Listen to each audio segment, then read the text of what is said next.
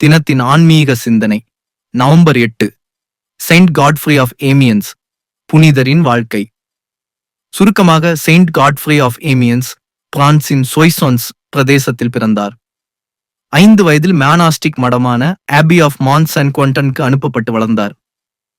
பிறகு அவர் மடத்தின் தலைவரானதும் பிறகு அமியன்ஸ் நகரத்தின் தனிச்சிறந்த மதார்த்தியான தீவிர நீதிபதியாகவும் சேவை செய்தார்.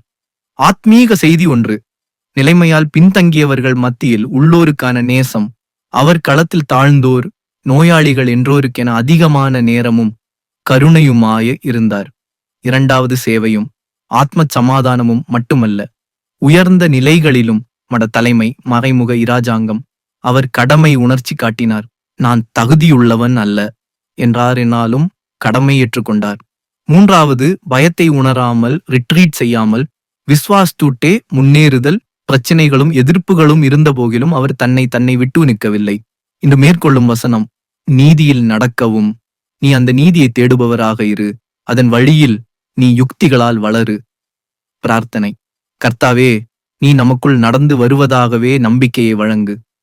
தாழ்மையானவர்கள், குறைவினர்கள், உள்ளம் காய்ந்தவர்கள், அவர்களுடன் நாம் செய்வதில்ல சேவையே நீயங்கிலும் நமக்கு முன் தாக்கவும். பயமும் சந்தேகமும் தலை தாழ்த்து போகும் வகையில் விசுவாசத்தை வலுவாக்கி நமக்கு உரிய பாதையில் செல்கிறோம் என்று உறுதி செய்யும் கருணையை தருவாய். ஆமீன்.